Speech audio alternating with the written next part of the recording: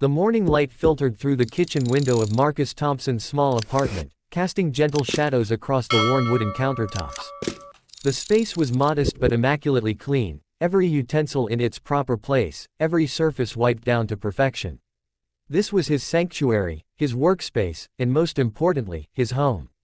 Marcus stood at the stove, stirring a pot of simmering soup with the practiced ease of someone who had spent years perfecting his craft. His movements were deliberate and graceful, each gesture born from countless hours in professional kitchens. But those days were behind him now. These days, his most important audience was much smaller and far more demanding than any restaurant critic.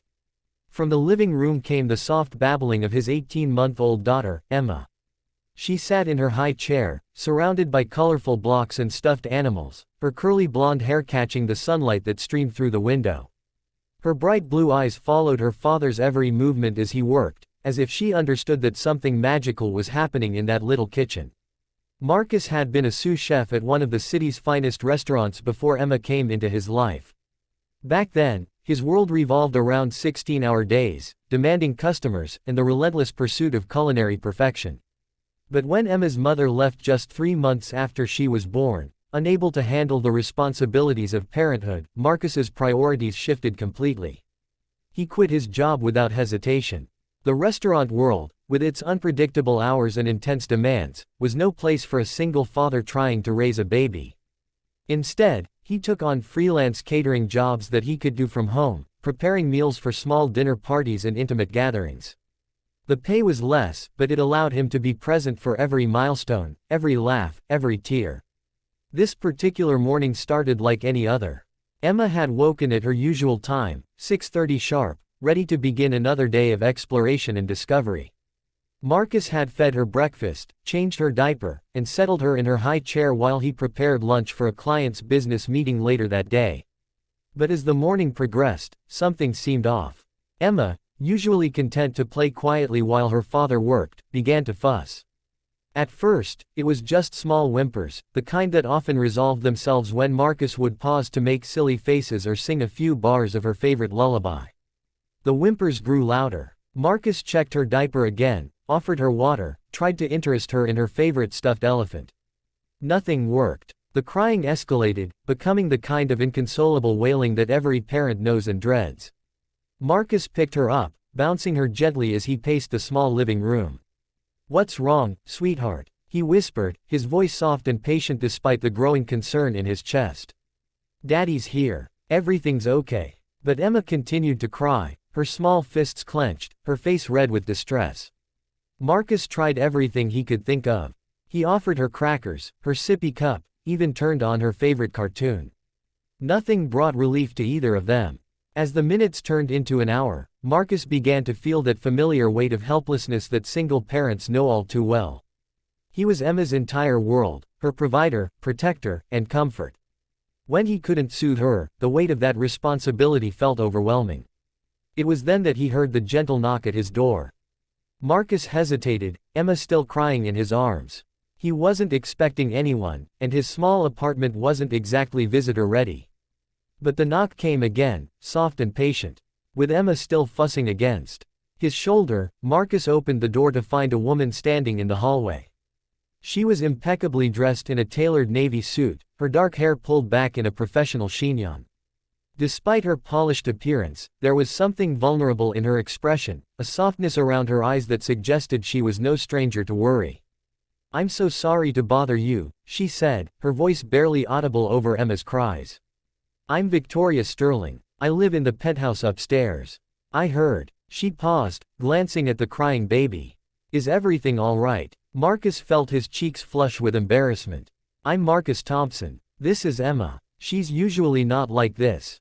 I don't know what's wrong. I've tried everything." Victoria's expression immediately softened. Despite her expensive clothing and obvious wealth, there was genuine concern in her eyes. "May I?" she asked, gesturing toward Emma. Marcus hesitated for a moment. He didn't know this woman, but there was something about her presence that was calming, reassuring. Perhaps it was the way she looked at Emma, not with annoyance at the noise, but with understanding. "I don't usually," Marcus began, but Victoria's gentle smile interrupted him. I have some experience with fussy babies, she said quietly. Sometimes a fresh perspective helps. Marcus stepped aside, allowing her to enter his modest apartment.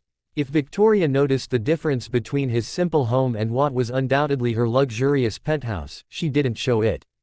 Instead, her attention was entirely focused on Emma. "Hello, beautiful," Victoria cooed softly, her voice taking on a musical quality.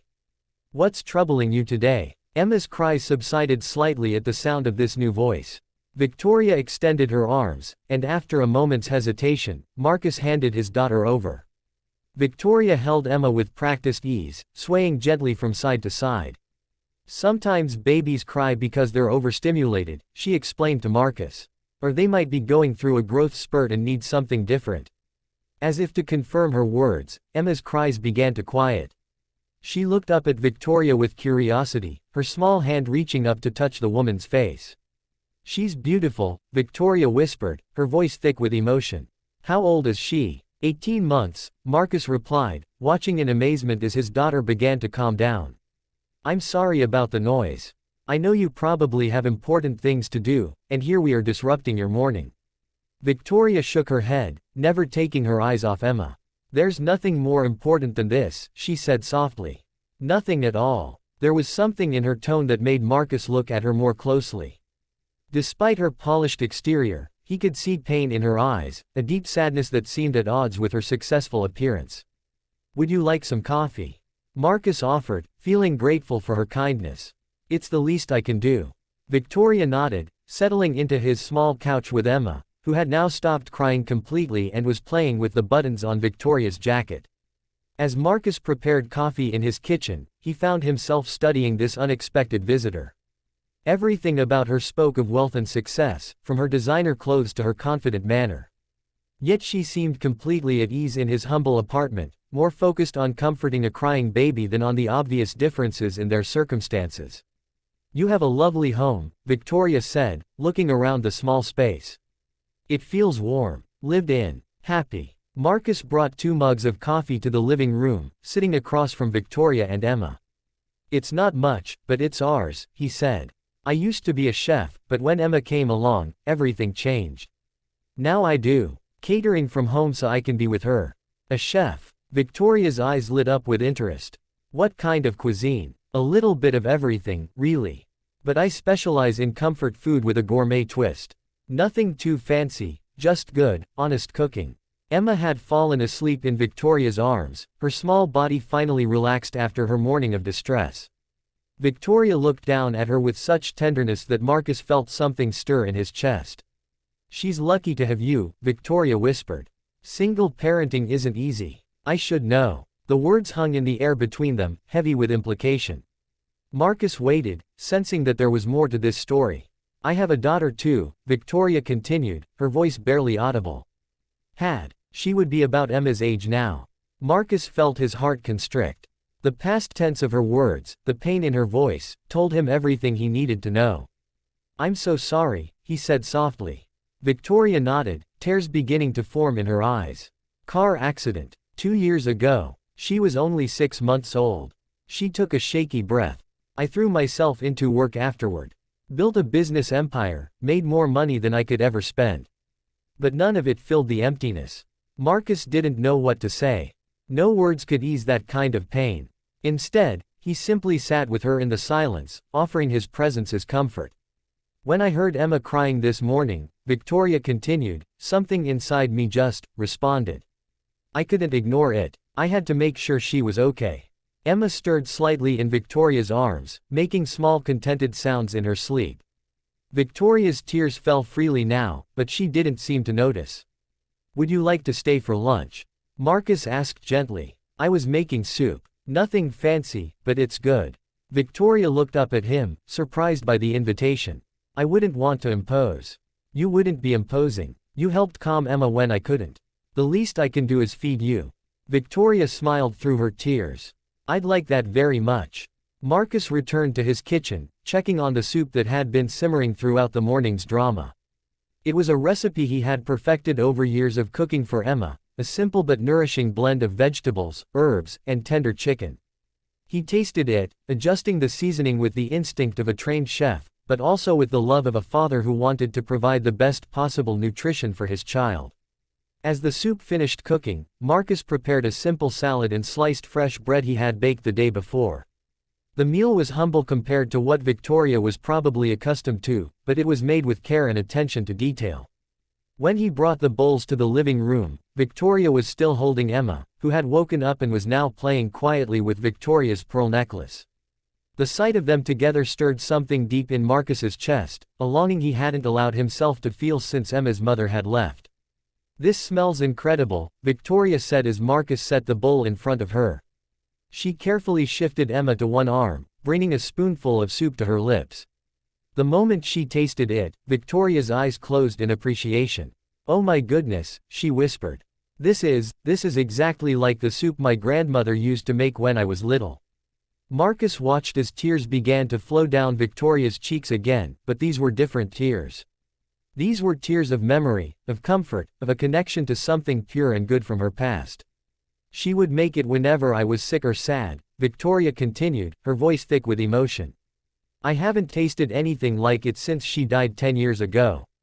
I've been to the finest restaurants in the world, but nothing ever came close to the comfort of her simple soup." "Food has a way of carrying love," Marcus said softly. "My grandmother taught me that. Every dish should tell a story, should make people feel cared for." Victoria nodded, taking another spoonful. "You have a gift, Marcus. This isn't just cooking. This is healing." They ate in comfortable silence, Emma contentedly playing between them. The afternoon light shifted across the room, creating a warm, golden atmosphere that seemed to wrap around the three of them like a gentle embrace. As Victoria finished her soup, she looked at Marcus with an expression he couldn't quite read. "I want to make you an offer," she said. "I own several restaurants in the city. High-end places, very successful. But they're missing something. They're missing heart. They're missing the kind of love you put into this soup." Marcus felt his pulse quicken, but he remained cautious. "I appreciate the thought, but Emma is my priority. I can't go back to the restaurant world with its crazy hours." "What if you didn't have to?" Victoria asked. "What if I told you I wanted to open a different kind of restaurant? A place that serves comfort food like this, but with the quality and presentation of fine dining. A place where families feel welcome, where the food tells stories of love and care." "That sounds wonderful, but..." "And what if I told you that you could set your own hours? That you could bring Emma with you when needed? That we could create a space that honors both your talent and your priorities as a father?" Marcus stared at her, hardly daring to believe what he was hearing. "Why would you do this?" Victoria looked down at Emma, who had fallen asleep again in her arms. "Because this morning, when I heard this little one crying, something in my heart woke up that I thought was dead forever. Because your soup didn't just feed my body, it fed my soul. Because I've spent 2 years building a business empire, but I've forgotten how to build a life." She looked back at Marcus, her eyes bright with possibility. "I want to create something that matters. Something that brings comfort to people the way your food brought comfort to me. Something that honors the memory of my daughter by celebrating the love that still exists in this world." Marcus felt tears prick his own eyes. "I don't know what to say." "Say you'll think about it," Victoria said. "We could call it, Emma's Kitchen. A place where food is made with love, where families are celebrated, where everyone who enters feels like they're coming home." Emma stirred in Victoria's arms, opening her bright blue eyes and looking up at the woman who had become her unexpected protector. She reached out with one tiny hand and touched Victoria's cheek, as if blessing this moment, this connection, this new beginning. "Yes," Marcus said softly, his voice filled with emotion. "Yes, I'd like that very much." As the afternoon light faded into evening, the three of them remained together in Marcus's small living room. Victoria had found the healing she didn't know she was looking for in the simple comfort of homemade soup and the innocent trust of a baby. Marcus had found not just a business opportunity, but the possibility of a future he had never dared to imagine. And Emma, innocent of the complexities of adult hopes and dreams, had simply found another person to love her. Sometimes the most profound changes in our lives come not through grand gestures or dramatic moments, but through the simple act of answering a knock at the door, sharing a bowl of soup, and opening our hearts to the possibility that healing can come in the most unexpected forms. In that small apartment, over a simple meal, 3 lives intersected and were forever changed. Love, it turned out, was indeed the most important ingredient of all.